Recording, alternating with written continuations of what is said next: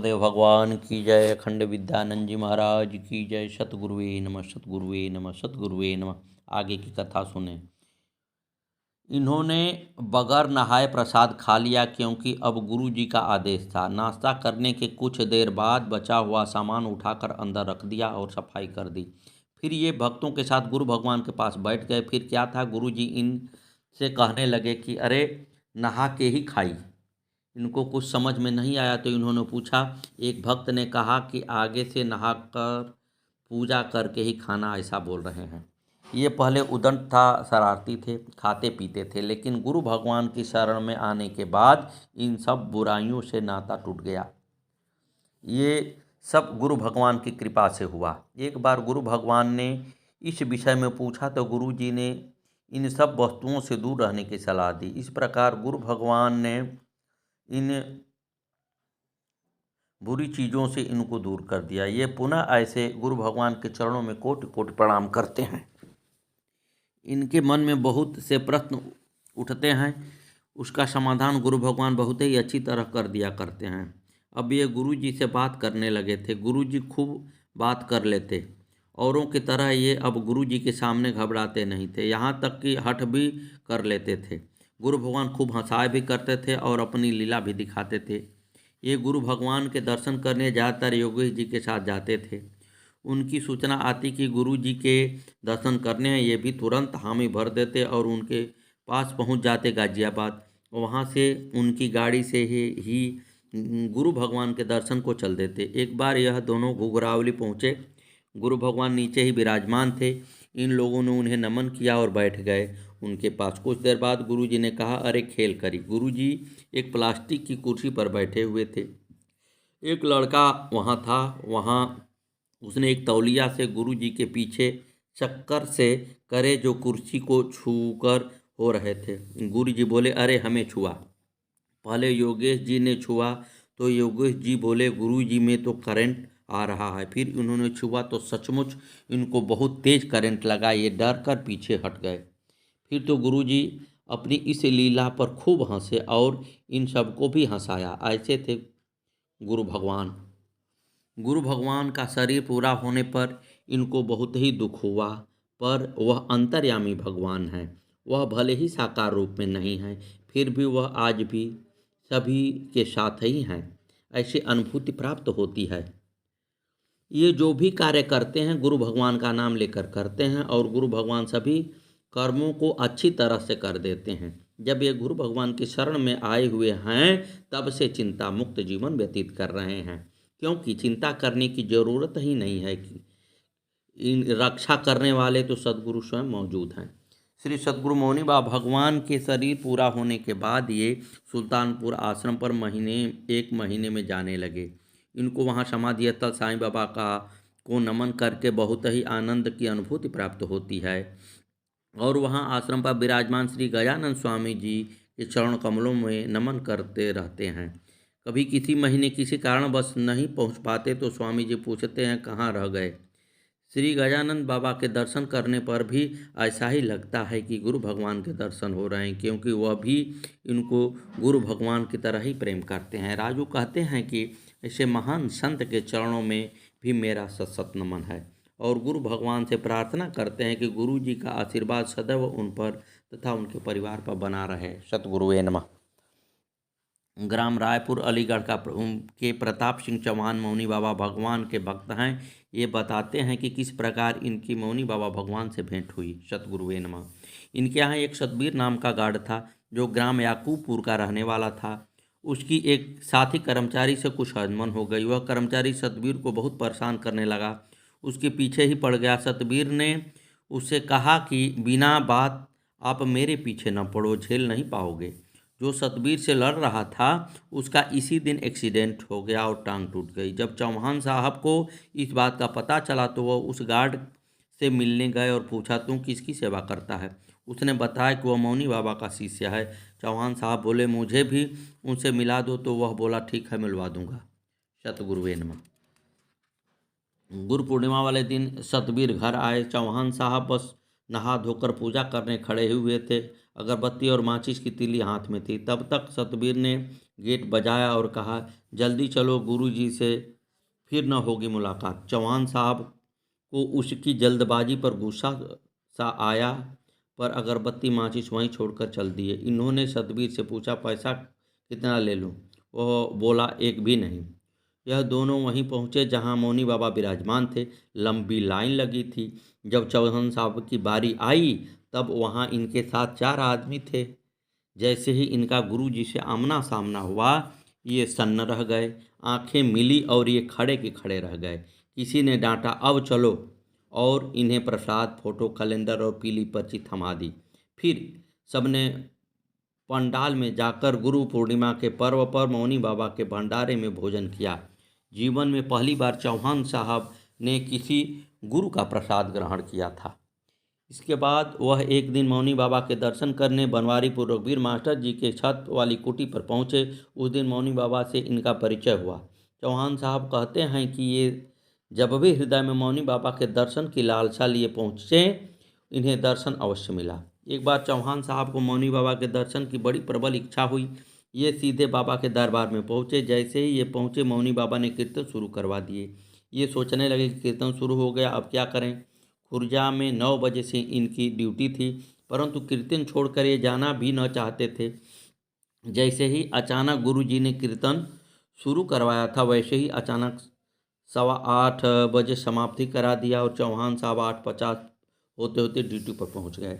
चौहान साहब कहते हैं कि मौनी बाबा की कृपा से ही इनकी बेटी का विवाह भी हुआ। विवाह के दिन मौनी बाबा तो बीमार थे। शादी में रघुवीर मास्टर जी, सतबीर सिंह और डॉक्टर अशोक शर्मा पहुंचे। घरवाली ने गाजर का हलवा डिब्बे में पैक करके गुरुजी को दिया। उसके कई दिन बाद चौहान साहब गुरु से मिलने पहुंचे तो गुरुजी ने उनसे कहा, आपकी बेटी की शादी का हलवा हमने भी खाया। चौहान साहब कहते हैं कि इतने मिलने वालों में उन्हें यह छोटी सी घटना याद रही। यह एक अचंभा ही है। एक बार यह शेरपाल भैया जी की कुटी पर मौनी बाबा के दर्शन को पहुँचे। चौहान साहब बाबा के लिए अनार का जूस लेकर आए थे, जो बाबा ने किसी और को पीने के लिए दे दिया। चौहान साहब के मन में तनिक भी शंका या कुविचार न आया।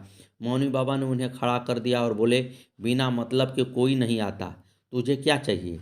चौहान साहब बोले, बाबा हम तो दर्शन के लिए आए हैं। 5 मिनट बाद बाबा बोले, हो गया दर्शन? मौनी बाबा ने 1 मिनट बाद फिर यही प्रश्न पूछा। इस प्रकार 3 बार प्रश्न पूछने के बाद बोले बाबा, अच्छा अब जाओ। सतगुरुवे नमः, सतगुरुवे नमः। राजा राम पाठक व उनकी पत्नी सतगुरुदेव मौनी बाबा भगवान के श्रद्धालु एवं प्रिय भक्त रहे। वे गुरु भगवान को अपनी गाड़ी से ले जाते। चित्रकूट, कुंभ, उज्जैन, जन्मभूमि, कोडरिया, चंदौली सब जगह गए। पहले उनके पास एक महिंद्रा गाड़ी हुआ करती थी। उसमें वे पीछे की सीट निकालकर गुरु जी की खाट बिछा देते थे। बाद में फिर टाटा सुमो से ले जाने लगे। वे क्लास 1 के अफसर थे। छुट्टी लेकर मौनी बाबा के साथ जाते थे। जब वे रिटायर हुए तब तक सदगुरुदेव भगवान ने चित्रकूट, उज्जैन आदि जाना सब बंद कर दिया। उन दिनों के आनंद का स्मरण कर कृष्णा भाव विभोर हो गईं। फिर चित्त को स्थिर करके कहने लगी कि पाठक जी तो गुजर गए, नहीं तो वे बहुत कुछ बताते। गुरु जी के साथ बिताए अविस्मरणीय पलों का जी भर बखान करते। अपने जाने के 15 दिन पहले ही तो पाठक जी गुरु भगवान की समाधि पर गए थे और 50,000 रुपया वहाँ सेवा देकर आए। फिर शांत स्वस्थ मन से वे इस देह का त्याग किए। सतगुरुवे नमः। कृष्णा कहती हैं कि खेड़ा कॉलोनी में इनके देवर रहते थे। उनके पड़ोस में सलेमपुर की आदेश की बहन सुदेश रहती थी। वहीं इनके देवर ने मौनी बाबा भगवान के दर्शन के लिए उन्होंने ही इन लोगों को सदगुरुदेव भगवान के बारे में बताया था। जब वहाँ भागवत का आयोजन हुआ और गुरु भगवान वहाँ फिर आए तो कृष्णा और उनकी बहन दोनों गुरुदेव के दर्शन के लिए गई। पाठक जी बोले कि कैमरा लेते जाओ, फोटो ले आना। गुरुजी इन्हें देखकर बड़े प्रसन्न हुए। बाहर आकर उन्होंने फोटो भी खिंचवाई। दोनों बहनों ने भागवत पढ़ी और फिर गुरु भगवान से अपने घर चलने की प्रार्थना की। मौनी बाबा भगवान ने इनका भाव स्वीकार किया तो एक पटपरगंज के डॉक्टर साहब थे। वे अपनी गाड़ी से मौनी बाबा भगवान को इनके घर लेकर आए। सतगुरुवे नमः, सतगुरुवे नमः। तब से सदगुरुदेव मौनी बाबा भगवान इनके घर भी आने जाने लगे। वे अचानक आ जाते, फिर इनके यहाँ कीर्तन सत्संग होता। कभी कभी तो महीने में 2 बार भी आ जाते। एक बार ये दोनों पति पत्नी चाय पी रहे थे कि दरवाजे की घंटी बजी। देखा तो मौनी बाबा भगवान थे। खुशी से कृष्णा और पाठक जी के मन मयूर की तरह नाचने लगे। उनको नाश्ता पानी कराया। कृष्णा कहते हैं कि गुरु जी का बहुत प्यार मिला हम दोनों को और उनकी अति कृपा रही, उनकी महिमा अपार है। एक बार कृष्णा अपने देवर रविंद्र के साथ स्कूटर से जा रही थी। सामने एक वैन थी जो अचानक ब्रेक मार गई।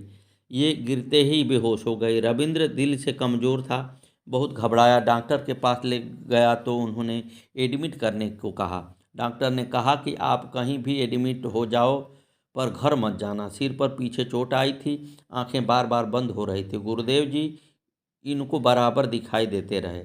घर वाले बार बार कहते रहे कि आंखें बंद न करो। जल्दी ही ठीक होकर वह घर आ गई। सतगुरुवे नमः, सतगुरुवे नमः, सतगुरुवे नमः। कृष्णा कहती हैं कि इतने वर्ष बीत चुके हैं परंतु हमारे देवर राम नरेश ने आज तक गुरुवार का व्रत नहीं छोड़ा है। कृष्णा और पाठक जी के कोई संतान न थी। ये दोनों कितनी ही बार मौनी बाबा भगवान के साथ चित्रकूट गए। वे भक्तों से संतान प्राप्ति हेतु वहाँ आम के पेड़ और पटिया लगवाया करते थे। सबको संतान लाभ भी हुआ, परंतु कृष्णा कहती हैं कि हमने उनसे कुछ न मांगा और न उन्होंने हमें संतान ही दी। वे तो स्वयं भगवान थे, सब कुछ जानते थे। शायद वो हमारे लिए अच्छा न होता। कृष्णा वृद्ध हैं, अधिकतर अपने कमरे या छत पर धूप में बैठी रहती हैं। वे कहती हैं कि गुरु भगवान उन्हें स्वप्न में दिखाई देते हैं। वे यहीं बेड पर दिखते हैं और पैर लटकाए हुए और अपने चरणों में हम उनके चरणों में बैठे रहती हैं। सतगुरुवे नमः, सतगुरुवे नमः, सतगुरुवे नमः। करीब सन 1997-98 में लक्ष्मी नगर दिल्ली के रहने वाले साईं राज नामक एक साईं बाबा के भक्त का सदगुरुदेव मौनी बाबा के पास आगमन हुआ। ये मूल रूप से घुघरावली बनवारीपुर के रहने वाले थे तथा माता पिता के देहांत के बाद दिल्ली अपने बड़े भाई के पास रहने चले गए। उस समय इनकी उम्र 12-13 वर्ष के लगभग रही होगी। ये लगभग 16 वर्ष के थे जब एक रात इन्हें स्वप्न हुआ। उन्होंने स्वप्न में श्वेत वस्त्र पहने हुए एक संत को देखा जिन्होंने इनसे कहा, बेटा शिरडी आना। तब तक इनको न साईं बाबा का पता था न ही शिरडी का कोई जानकारी। इनको 3 बार यही स्वप्न आया। इसी बीच 3 वर्ष बीत गए। एक दिन इनकी मुलाकात श्री जियाराम शास्त्री जी से हुई जो संस्कृत के काफ़ी अच्छे विद्वान थे। वे एक दिन इनको अपने साथ घर ले गए। वहाँ इन्होंने उन्हीं संत के चित्र लगाए देखा जिसके इन्हें स्वप्न में दर्शन हुए थे। शास्त्री जी ने से उनका नाम पूछा तो उन्होंने बताया कि ये साईं बाबा हैं और भगवान का साक्षात अवतार हैं। इन्होंने शास्त्री जी को बताया कि इन्हें ये संत स्वप्न में आते थे हैं और इनको शिरडी आने के लिए कहा है। फिर इन्होंने शास्त्री जी से पूछा कि शिरडी कहाँ है। शास्त्री जी ने बताया कि वे कभी गए तो नहीं हैं परंतु इतना जानते हैं कि यह जगह कहीं महाराष्ट्र में है और इनसे कहा कि जिसकी इच्छा हो वह व्यक्ति किसी भी तरह पहुंच तो जाता ही है। तब ये महाराष्ट्र की राजधानी मुंबई पहुँचे। वहाँ पूछने पर मालूम हुआ कि बस से के द्वारा 6 घंटे में शिरडी पहुँचा जाता है। वहाँ से फिर वह बस के द्वारा शिरडी पहुँचे और साईं बाबा के दर्शन किए। यहीं से इनके कदम फिर आध्यात्म की ओर बढ़ चले। कभी कभी गांव अपने रिश्तेदारों से मिलने जाया करते थे। वहीं अपने एक मित्र रईस पाल से इन्होंने मौनी बाबा भगवान की कीर्ति सुनी। संतों से इन्हें स्वाभाविक ही प्रेम था। अतः एक दिन ये अपने मित्र रईस पाल के साथ शेरपाल भैया जी की कुटी पर जा पहुँचे। वहाँ मौनी बाबा भगवान कुछ भक्तों के साथ विराजमान थे। इनको देखते ही बोले, अरे स्वामी तू कैसे आया यहाँ। साईं राज अवाक रह गए कि मैं तो आज पहली बार ही दर्शन के लिए आया हूँ और ये बगैर किसी परिचय के ही मुझे इस प्रकार संबोधन कर रहे हैं। साईं राज ने मौनी बाबा भगवान के चरण स्पर्श किए और तो वे फिर बोले, अरे चरण छूने हैं तो साईं बाबा के छुआ कर। ये बोले, आप भी तो वही हैं। थोड़ी देर तो मौनी बाबा चुप रहे, फिर बोले, हम तो छोटे संत हैं, ज़्यादा जानते नहीं। साईं राज बोले, जो अपने को छोटा कहे वही तो बड़ा है। इस पर मौनी बाबा भगवान ने कहा, स्वामी तू तो बहुत ज्ञानी है, कुछ वक्त रुकना है यहाँ। साईं राज बोले टाइम नहीं है, आऊँगा तो आज, जाऊँगा तो आज है। सतगुरुदेव बोले आ जाया कर फिर। रईसपाल शेरपाल भोजन लाए थे, सबने भोजन किया, बहुत सी बातें हुई। सतगुरुवे नमः। बातों बातों में गुरुजी कहने लगे, अरे शिरडी तो तू बहुत दिन रहा था, सत्य ही था। ये साल में 3-4 बार शिरडी जाया करते थे और एक एक महीने वहाँ रुकते। वहीं साईं बाबा ने इनको स्फुरण दी कि तू किस चक्कर में फंस गया है। संतों को क्या ज़रूरत किसी चक्कर में फंसने की। इनका निर्यात का कुछ कारोबार था। ये दिल्ली लौट गए और 15-20 दिन बाद दोबारा आए। मौनी बाबा से बहुत कुछ बातें हुई। काम इन्होंने तब तक छोड़ा न था। मौनी बाबा ने इस बार इनसे कहा, तू एक काम कर, एकांत में साधना करा कर। साईं राज कहते हैं कि मैं एकांत में साधना करता हूँ, कारोबार है, पर मेरे लिए एक कमरा अलग है तथा काम भी कुछ करना नहीं होता है, चलता रहता है इसी प्रकार। फिर ये लगभग 5-6 महीने बाद फिर आए। ये शेरपाल भैया जी की कुटी पर पहुँचे, परंतु वहाँ कोई न मिला। लौटते में रास्ते में किसी ने बताया कि मौनी बाबा भगवान जटपुरा आश्रम पर हैं। साईं राज जटपुरा आश्रम पर पहुँचे तो पहल इनकी मुलाकात रामवीर सिंह से हुई, जो जटपुरा आश्रम के सेवादार थे। रामवीर सिंह इन्हें पहचानते न थे। उन्होंने कहा, गुरुजी आराम कर रहे हैं, आप यहीं बैठ जाओ। मौनी बाबा भगवान अचानक अंदर से उठकर आए और बोले, अरे आ जा स्वामी। गुरुदेव ने इनके लिए चाय मंगवाई, खाना इत्यादि खिलाया। ये सीधे शिरडी से ही चले आ रहे थे, साथ में बैग था। साईं राज कहने लगे, आपके लिए शिरडी से प्रसाद लाया हूँ, दे तो दिया, परंतु प्रसाद कड़ा था। साईं राज ने को लगा कि ये कैसे ग्रहण करेंगे, परंतु गुरुजी मौनी बाबा ने उससे मुंह में डाल लिया। चबा कर मुंह खोलकर दिखाया, देख। ये बोले, कैसे चबाया, दांत तो है नहीं आपके। भगवान बोले, अरे अग्नि होई शरीर में। सतगुरुवे नमः, सतगुरुवे नमः। आगे की कथा कल।